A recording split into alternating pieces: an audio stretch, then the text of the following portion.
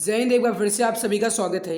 Uttar Pradesh police भर्ती 2022 assistant operator या फिर हेड ऑपरेटर की अगर आप तैयारी कर रहे हैं तो आप सभी जानते हैं कि आपकी भारतीय इतिहास की क्लासेस चल रही हैं, जो कि टॉपिक वाइज चल रही है। और इसके पहले हमने भारतीय इतिहास के प्रमुख स्रोत को अच्छे से कंप्लीट कर लिया है, उसका टेस्ट भी मैंने करा लिया है। इसके अलावा गाइस आज हमारी क्लास नंबर 2 है भारतीय इतिहास से संबंधित, जिसमें आज हम कवर करेंगे प्राग ऐतिहासिक काल को। और गाइस इसका जो टेस्ट है ये आज शाम 7:30 बजे आपको मिलेगा। तो चलिए बिना किसी देरी के आज की इस बेहतरीन क्लास की शुरुआत करते हैं। गाइस मैं आपको बता दूं कि जितने भी आपकी टॉपिक वाइज क्लास चल रही है, जितनी भी आपकी टेबल क्लास चल रही है, सारे के सारे नोट्स बना लीजिएगा आप, ठीक है। और हर एक क्लास को अच्छे से देखिए और हो सके तो गाइस आप इसे क्लास के माध्यम से नोट्स बनाइएगा, पीडीएफ से गाइस आप नोट्स ना बनाइएगा। क्लास के माध्यम से इसलिए क्योंकि गाइस मैं क्लास में आपको अच्छे से समझा दूंगा और आप अच्छे से समझ करके नोट्स बना लीजिएगा, ठीक है। तो चलिए अब आज की इस क्लास की शुरुआत करते हैं। बहुत सारी रातों से लड़ने के बाद वो रात आती है जब लोग कहते हैं कि इसकी किस्मत रातों रात बदल गई। समझ के होंगे मेरे प्यारे भाई कहने का मतलब क्या है। देखो गाइस पूरी जी जान पूरी शिद्दत के साथ रात भर पढ़ाई करो और सिलेक्शन होने के बाद सब लोग यही कहते हैं कि किस्मत अच्छी थी, लेकिन उनको ये नहीं पता कि कितनी मेहनत की जाती है। तो चलिए मेरे प्यारे भाई अब समझ के होंगे, कहने की जरूरत नहीं है, ठीक है। अब बढ़ते हैं क्लास की तरफ, क्योंकि क्लास लंबी हो सकती है और थ्योरेटिकल क्लास है। सबसे पहले तो हम ये बात कर लेते हैं कि आखिर प्रागैतिहासिक काल कहते किसे हैं। देखो गाइस मैं आप सबको बता दूं कि इतिहास का एक ऐसा कालखंड या फिर इतिहास का एक ऐसा भाग जिसका कोई भी लिखित प्रमाण नहीं मिलता है, यानी कि उसका कहीं भी कोई भी लिखित प्रमाण ना मिले, उसे ही कहा जाता है प्रागैतिहासिक काल।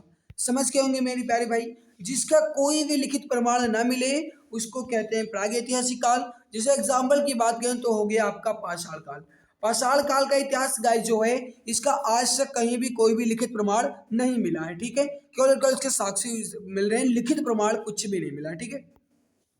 फिर देख लो इतिहास का वह कालखंड जिसका लिखित प्रमाण उपलब्ध हो परंतु उसका अर्थ स्पष्ट नहीं हो सकता। समझ के होंगे मेरे प्यारे भाई कहने का मतलब कि लिखित प्रमाण तो उपलब्ध हो लेकिन उसका अर्थ स्पष्ट ना हो तो उसे कहा जाता है आद्य ऐतिहासिक काल।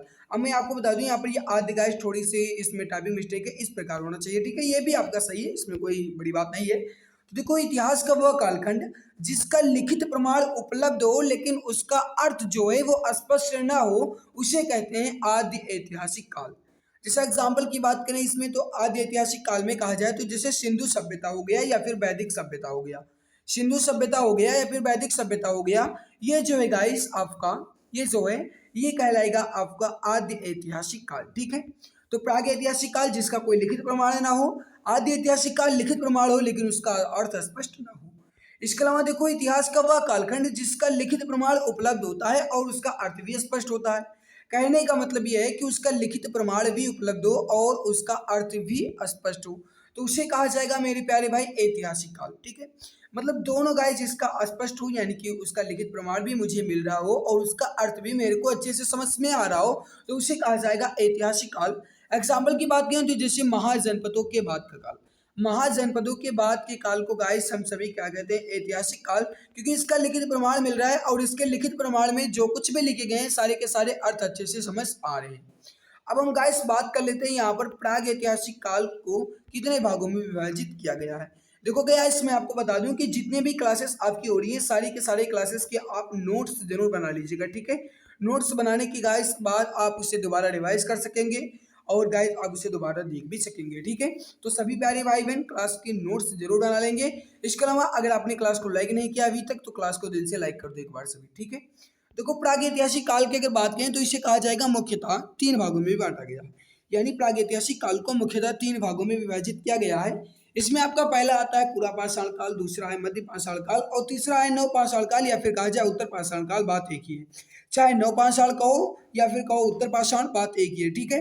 इसमें आप बिल्कुल भी भ्रमित ना होइएगा। अब गाइस हम बात करते हैं एक एक टॉपिक को अच्छे से क्लियर करते हैं। जैसे मैं पूरा पाषाण काल को अच्छे से पहले देख लेता हूँ, फिर मध्य को देखूंगा, फिर नव या उत्तर पाषाण काल को देखूंगा। सबसे पहले मेरे प्यारे भाई बात कर लेते हैं पूरा पाषाण काल के बारे में। मेरे प्यारे भाई समझो यहाँ पर 5 लाख से लेकर के 10,000 ईसा पूर्व के बीच के काल को पूरा पाषाण काल कहा जाता है, ठीक है। याद रखना भारत में सबसे पहले पाषाण कालीन सभ्यता और संस्कृत के अवशेषों को सन 1863 ईस्वी में वृष फ्रूट महोदय द्वारा खोजा गया। समझ के होंगे मेरे प्यारे भाई। देखो, पाषाण कालीन सभ्यता और जो संस्कृत के अवशेष हैं, ये 1863 ईस्वी में ब्रूस फूट के द्वारा ये खोजा गया था। ठीक है, याद रखना। अब देखो, जो पूरा पाषाण काल है इसको तीन भागों में विभाजित किया गया। ठीक है, आपने देखा जो गाइस प्रागैतिहासिक काल है इसको तीन भागों में बांटा गया।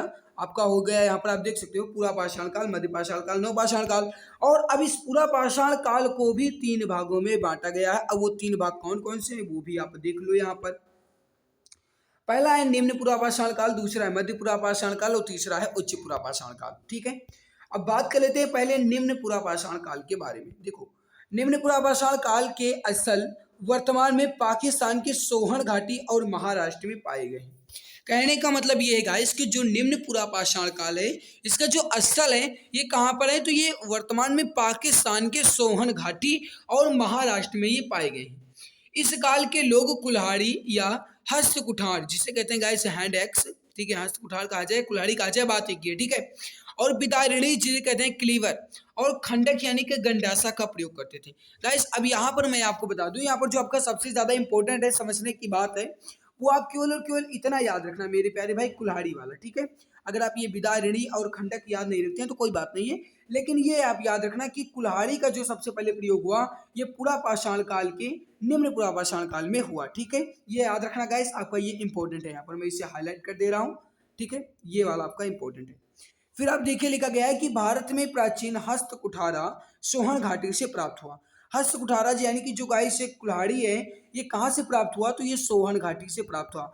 ये गाइस आपका जो है ये पूरा पाषाण काल के निम्न पूरा पाषाण काल में हस्त कुठारा यानी कि जो कुल्हाड़ी है ये प्राचीन सोहन घाटी से प्राप्त हुआ। ठीक है, उत्तर प्रदेश के वेलन घाटी के लोहादा नाला से पशु की हड्डी से बनी मूर्ति भी प्राप्त हुई है। गाइस याद रखना यहाँ पर निम्न पूरा पाषाण काल में उत्तर प्रदेश के जो वेलन घाटी है उस वेलन घाटी के लोहादा नाला से पशु की हड्डी से बनी मूर्ति भी प्राप्त हुई।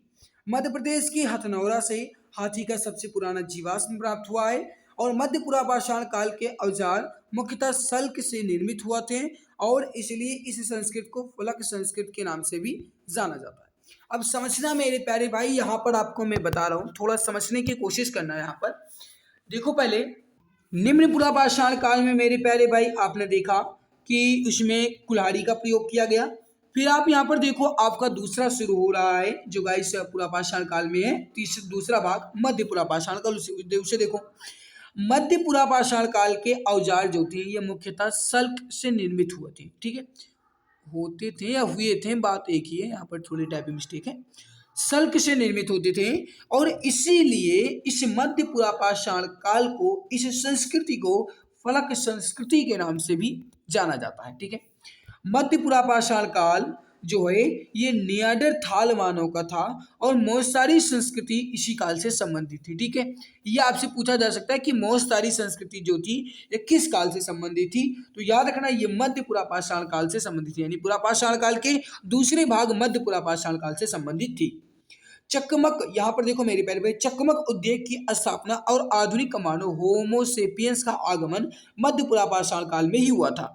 सबसे ज्यादा इंपॉर्टेंट आप यहाँ पर समझो मेरे प्यारे भाई, जो सबसे ज्यादा इंपॉर्टेंट है आपके लिए वो समझने की कोशिश करना है। यहाँ पर जो होमोसेपियंस का आगमन है, होमोसेपियंस जो गाइस आप समझते होंगे कि जो मनुष्य का वैज्ञानिक नाम है वो क्या है, होमोसेपियंस है। ठीक है, होमोसेपियंस है, तो होमोसेपियंस का जो आगमन है ना ये कहाँ से हुआ, तो ये मध्य पूरा पाषाण काल से हुआ था। ये सबसे ज्यादा इंपॉर्टेंट है, सबसे ज्यादा इंपॉर्टेंट है, याद रखना। ठीक है, होमोसेपियंस का आगमन मध्य पूरा पाषाण काल से हुआ था, बहुत ही ज्यादा इंपॉर्टेंट है, समझना मेरी प्यारी। ठीक है, मध्य प्रदेश के भीमबेटका की गुफाओं से विभिन्न कालों की चित्रकारी देखने को मिलती है और जो भीमबेटका गुफा है इसकी खोज 1958 में वीएस वाकड़कर ने किया था। अब मेरे प्यारे भाई सबसे ज्यादा इंपॉर्टेंट ये है जो लिखा गया है मध्य प्रदेश के भीमबेटका।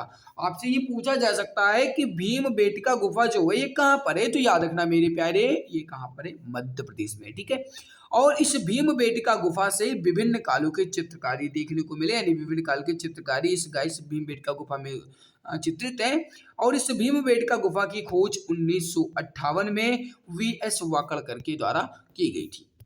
अब मेरे प्यारे भाई जो तीसरा पार्ट आता है आपका उच्च पुरापाषाण काल। पुरापाषाण काल में तीसरा है आपका उच्च पुरापाषाण काल। समझो मेरे प्यारे भाई, उच्च पुरापाषाण काल जो है इसमें चित्रों में इसके जो गाइस उच्च पुरापाषाण काल है, इसके चित्र में भैंस, यहाँ पर समझना, भैंस हो गए, हाथी हो गए, बाघ हो गए, गैंडे और सुअर के चित्र प्रमुख हैं। समस्या मेरे प्यारे भाई आपसे पूछा जा सकता है इस प्रकार क्वेश्चंस में कि भैंस, हाथी, बाघ या गैंडे के जो चित्र हैं ये किस मतलब पुरापाषाण काल में चित्रित थे। तो आपको ऑप्शन दिया जाएगा उच्च पुरापाषाण काल, मध्य पुरापाषाण काल, निम्न पुरापाषाण काल या फिर इनमें से कोई नहीं। तो याद रखना मेरे प्यारे भाई किसमें है, ये उच्च पुरापाषाण काल के चित्रों से संबंधित है। भैंस, हाथी, बाघ, गैंडे, सुअर ये सभी के चित्र जो हैं ये उच्च पुरापाषाण काल के चित्रों से प्रमुख संबंधित है। ठीक है, फिर देखो मेरे प्यारे भाई, उच्च पुरापाषाण काल में अस्थि निर्मित उपकरणों का प्रयोग देखने को मिलता है। अब अस्थि निर्मित उपकरणों का मतलब ये हुआ मेरे प्यारे भाई कि जो हड्डियों से निर्मित होते हैं, जो हड्डियों से निर्मित उपकरण होते हैं उसका जो प्रयोग देखने को मिला, ये किसमें मिला, तो ये उच्च पुरापाषाण काल में देखने को मिला। आंध्र प्रदेश के बेटम चरला से अनेक अस्थि उपकरण भी मिले हैं। कहाँ से मिले मेरे भैया, ये आंध्र प्रदेश के बेटम चरली से मिले हैं। ठीक है, इस क्लास की पीडीएफ जो है आपको हमारे टेलीग्राम चैनल एग्जाम गुरुजी बाय अरविंद सर पे मिल जाएगी। आप टेलीग्राम पर जाकर के इस क्लास की पीडीएफ को देख सकते हैं। ठीक है, जो भी मित्र अभी तक क्लास को लाइक नहीं किए हैं मैं एक बार क्लास को दिल की गहराई से लाइक कर देंगे, और जो मित्र चैनल पर पहली बार आए हैं चैनल को सब्सक्राइब जरूर कर लेंगे ताकि आने वाली हर लाइव क्लास की नोटिफिकेशन आपको टाइम टू टाइम मिला करे। ठीक है, तो चैनल को सब्सक्राइब जरूर कर लेना मेरे प्यारे भाई, अगर आपने नहीं किया तो सब्सक्राइब जरूर कर लेना। ठीक है, और ये क्लास जो है आपकी ये 8:30 बजे स्टार्ट होती है सुबह, आप सभी प्यारे मित्र तो जानते ही हैं। अब मेरे प्यारे भाई मैंने यहाँ पर पूरा पाषाण काल के बारे में जानकारी प्राप्त कर ली। अब हम बात कर लेते हैं गाइस मध्य पाषाण काल की। ठीक है, अब देखो मेरे प्यारे भाई मध्य पाषाण काल जो है ये 10,000 से 4,000 ईसा पूर्व के बीच के काल को मध्य पाषाण काल कहा जाता है। याद रखना, 10,000 से 4,000 ईसा पूर्व के बीच के काल को मध्य पाषाण काल कहा जाता है। यह काल पुरापाषाण काल एवं नवपाषाण काल दोनों के मिश्रित काल है। समझ गए, जो पुरापाषाण काल और नवपाषाण काल के बीच के काल को मध्य पाषाण काल कहा जाता है। ये इस प्रकार भी पूछा जा सकता है कि पुरापाषाण काल और नवपाषाण काल के मध्य के काल को कौन सा काल कहा जाता है। तो याद रखना, जो मध्य पाषाण काल है गाइस ये एक मिश्रित काल है और इसे ही कहा जाएगा। इस काल के मानव जो थे वो गाइस शिकार करते थे, मछली पकड़ते थे और खाद्य वस्तुएं इकट्ठा करके अपना भरण पोषण करते थे। कहने का मतलब ये है मेरी प्यारी भाई, अगर आपसे ये पूछा जाए कि मछली जो है ये पकड़ना ये किस काल से संबंधित है या फिर शिकार करना किस काल से संबंधित है, तो याद रखना किस काल से संबंधित है भैया, ये है आपके मध्य पाषाण काल से संबंधित है। ठीक है, फिर देखो इस काल के लोग लघु उपकरण का प्रयोग करते थे, जैसे फलक हो गए, बैधनी हो गए, इकदर हो गए, समलंब हो गए, अर्धचंद्राकार इत्यादि मध्य पाषाण काल के प्रमुख उपकरण थे। ठीक है, लघु उपकरण का मतलब हुआ छोटे छोटे उपकरण का प्रयोग करते थे। ठीक है, और ये गाइस यहाँ पर देखो थोड़ा सा आपके लिए बहुत ज्यादा इंपॉर्टेंट यहाँ पर ये है कि भारत के विंध्य क्षेत्र में, देखो मैंने यहाँ पर कलर वाइज भी कर दिया है ताकि आपको कोई भी परेशानी ना हो, जो इंपॉर्टेंट बहुत ज्यादा है उसको मैंने रेड कर दिया है। ठीक है मित्र, फिर देखो भारत के विंध्य क्षेत्र में 1867 ईस्वी में सी एल कार्लाइल के द्वारा सबसे पहले लघु उपकरणों की खोज की गई। कहने का मतलब यह है मेरे प्यारे भाई कि भारत के विंध्य क्षेत्र में 1867 ईस्वी में सी एल कार्लाइल के द्वारा सबसे पहले लघु उपकरण की खोज की गई और मध्य पाषाण काल के लोग तीर कमान का प्रयोग करते थे। इससे यह पता चलता है कि इस काल में प्रक्षेपास्त्र तकनीकी का विकास हो गया था। समझ के, कहने का मतलब यह है कि तीर कमान का प्रयोग किस काल में होता था, तो याद रखना मेरे प्यारे भाई तीर कमान का प्रयोग जो है ये मध्य पाषाण काल में होता था। मछली पकड़ना किस काल से संबंधित है, शिकार करना किस काल से संबंधित है, तो मध्य पाषाण काल से ही संबंधित है। ठीक है, अब गाइस आपका तीसरा काल आता है वो है नवपाषाण काल या फिर जिन्हें कहते हो आप उत्तर पाषाण काल। सबसे अंतिम काल यही गाइस आप समझना। ठीक है, देखो इस काल के लोग जो थे ये एक अस्थायी निवासी थे। ठीक है, मतलब ये हुआ कि गाइस एक स्थान पर रहते थे, इसे कहा गया क्या, नव या उत्तर पाषाण काल। देखो इस काल में सबसे पहले मानव ने कुत्ते को पालतू पशु बनाया। सबसे ज्यादा इंपॉर्टेंट आपके लिए यहाँ पर ये फैक्ट लिखा गया है, समझना। ठीक है, मैं इसका दूसरा कलर कर देता हूँ, एक मिनट। चलिए देखो यहाँ पर जो इस काल के लोग थे, नवपाषाण काल या उत्तर पाषाण काल के लोग थे, इन्होंने सबसे पहले कुत्ते को अपना पालतू पशु बनाया था। और इस काल में पॉलिशदार पत्थर के औजारों एवं हथियारों का प्रयोग होता। कहने का मतलब है पत्थर के औजार और हथियार के प्रयोग हुए थे नवपाषाण या उत्तर पाषाण काल में। और नवपाषाण काल की कुछ प्रमुख विशेषता है, जैसे कृषि का आरंभ इसी का काल से हुआ था। याद रखना मेरे प्यारे भाई, कृषि का जो आरंभ है यहाँ पर, ये बहुत ज्यादा इंपॉर्टेंट, मैंने विशेषता लिखी है लेकिन बहुत ज्यादा इंपॉर्टेंट है, आप यहाँ पर समझना। ठीक है, कलर इसका चेंज करके मैं आपको गाइस अच्छे से समझाता हूँ। एक मिनट, देखो देखो, जो गाइस नवपाषाण है या उत्तर पाषाण काल है, इसमें कृषि का आरंभ हो गया था। और वुड्स होम या फिर जिन्हें कहते हैं गर्त आवास, इसका भी गाइस इसी से प्रचलन हुआ। ठीक है, और यहाँ पर देखो, जो आग का आविष्कार है ये किस काल से हुआ था भैया, तो ये आपका उत्तर या फिर नवपाषाण काल में ही हुआ था, याद रखना। ठीक है, और मानव शव के साथ कुत्ता दफनाना, मानव शव के साथ कुत्ता दफनाना मेरे प्यारे भाई याद रखना, ये जो गाइस है ये नवपाषाण काल में ही हुआ था। बड़ी मात्रा में अस्थि के औजार किस काल से मिले, तो ये बड़ी मात्रा में अस्थि के औजार जो है ये नवपाषाण काल से ही मिले या उत्तर पाषाण काल से ही मिले। और ऊन के साक्ष्य, यहाँ पर ऊन होना चाहिए, ठीक है, इसमें थोड़ी टाइप मिस्टेक है मित्र। ऊन के साक्ष्य जो है ये नवपाषाण काल से ही मिले। अस्थायी जीवन एवं समाज का निर्माण जो ये नवपाषाण काल से ही मिला। ठीक है, याद रखना मेरी प्यारी। अब यहाँ पर आप देखोगा, इस बात करते हैं आदि ऐतिहासिक काल।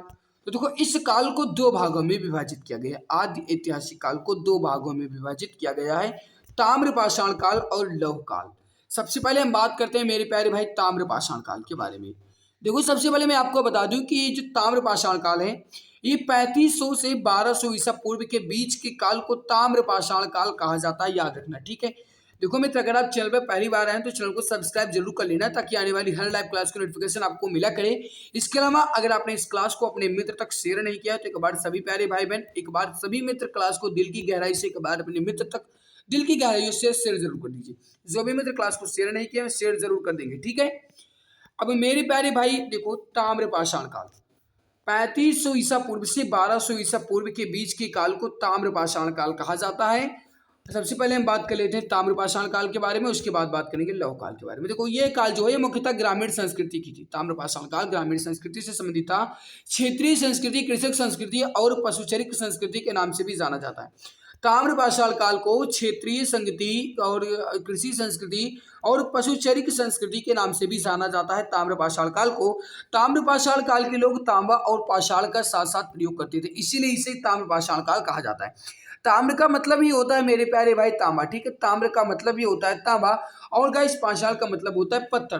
तो मतलब ताम्र और पत्थर यानी कि तांबा और पाषाण यानी पत्थर, तांबा और पत्थर का साथ साथ प्रयोग करते थे, इसीलिए इस काल को ताम्रपाषाण काल कहा जाता है। ताम्रपाषाण के लोग इसका प्रयोग करते थे।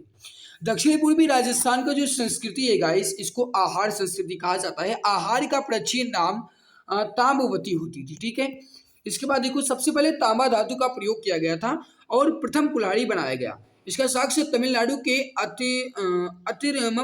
अतिरंपक्कम से मिलता है। अब मेरे प्यारे भाई यहाँ पर समझो, मेरे प्यारे मित्र यहाँ पर समझो, जो तांबे का सबसे पहले प्रयोग किया गया ये किस काल से हुआ, तो ये गाइस आप यहाँ पर देखो ताम्रपाषाण काल से हुआ। और सबसे पहले किसका प्रयोग हुआ, तांबा धातु का कुल्हाड़ी बनाया गया था इससे। ठीक है, इसके साक्ष्य कहाँ से मिलते, तमिलनाडु के ये अतिरंपक्कम से मिले हैं। ओके, अब देखो मेरे प्यारे भाई, ताम्रपाषाण काल में अग्नि पूजा का प्रचलन था। ताम्रपाषाण काल से अग्नि पूजा का प्रचलन हो गया और इस काल के लोग लाल मृत भांडों का प्रयोग करते थे। ठीक है, ताम्रपाषाण काल में धार्मिक संप्रदाय का प्रति वृषभ था और इस काल के लोग मातृ देवी की पूजा करते थे। याद रखना मेरे प्यारे भाई, ताम्रपाषाण काल के लोग मातृ देवी की पूजा करते थे और ताम्रपाषाण काल में धार्मिक संप्रदाय का प्रति वृषभ था। वृषभ का मतलब हुआ मेरे प्यारे भाई, वृषभ कहते हैं बैल को। ठीक है, यहाँ पर समझते हैं, लेकिन वृषभ आपसे पूछा जाएगा ऑप्शन में। ठीक है, अब गाइस हम बात करते हैं लौह काल के बारे में। देखो, लौह काल देखो, दक्षिण भारत में लौह काल जो है समपाषाण संस्कृति का समकालीन था। मेरे प्यारे भाई, लौह काल जो है दक्षिण भारत में मतलब लौह काल के महापाषाण काल के समकालीन था। ठीक है, उत्तर भारत में लौह काल के साथ साथ हाथ से बना हुआ मृदभांड भी प्रचलित हुआ। ठीक है, याद रखना। अब मेरे प्यारे भाई, मैंने यहाँ पर लौह काल के बारे में डिस्कस कर लिया। और मैं आपको बता दूं कि जितने भी मैंने यहाँ पर गाइस आपको बताया, यहाँ पर आप देख लो प्रागैतिहासिक काल के बारे में, इससे ज्यादा आपका नहीं पूछा जाएगा यूपी पुलिस में, ठीक है। यूपी पुलिस में इससे ज्यादा आपका नहीं पूछा जाएगा। अगर आप इतना ही अच्छे से पढ़ लेते हैं गाइस तो अच्छे से आपका कंप्लीट हो जाएगा। प्रागैतिहासिक काल में मैंने गाइस पूरा पाषाण काल को अच्छे से पढ़ लिया, मध्य पाषाण काल को अच्छे से पढ़ लिया, नव या उत्तर पाषाण काल को भी अच्छे से पढ़ लिया है, ठीक है। इस क्लास की पीडीएफ कहाँ मिलेगी भैया आपको? इस क्लास की पीडीएफ जो है आपको हमारे टेलीग्राम चैनल एग्जाम गुरुजी वाईएबीसी पर मिल जाएगी। आप टेलीग्राम पर जाकर के देख लीजिएगा, ठीक है। और मैं आपको बता दूं, अगर आप चैनल पर पहली बार आए मेरे प्यारे भाई तो चैनल को सब्सक्राइब जरूर कर लेना, ताकि आने वाली हर लाइव क्लास की नोटिफिकेशन जो है आपको टाइम टू टाइम मिला करे, ठीक है। और गाइस आपको बता दें कि जीके की जो टॉपिक वाइज क्लास होती है सुबह 8:30 बजे, रीजनिंग 10 बजे होती है, मैथ शाम 6 बजे होती है, हिंदी 7 बजे होती है, जीके टेस्ट जो गाइस आपका थोड़ी वाइज क्लास चलती है, इसका टेस्ट आपको शाम 7:30 बजे मिलता है। साइंस की क्लास आपको रात 8 बजे मिलती है। सारी क्लासेस की गाइस आप इंपॉर्टेंट जो नोटिफिकेशन है वो आप पाने के लिए चैनल को सब्सक्राइब कर लीजिएगा, बगल में बेल आइकन होगा उसे दबा लीजिएगा, ठीक है।